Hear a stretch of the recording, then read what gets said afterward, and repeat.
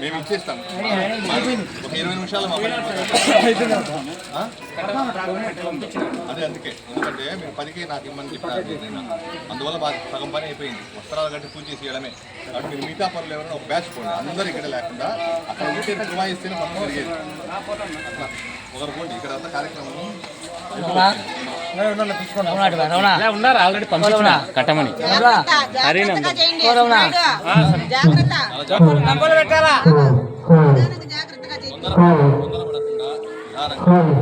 ఒక బ్యాచ్ పోండి దేవుడు ఎట్ట పోతాడు బయలుదేరేది దేవుడు ఎట్ట పోతాడు డాక్టర్ ఇదికే కదా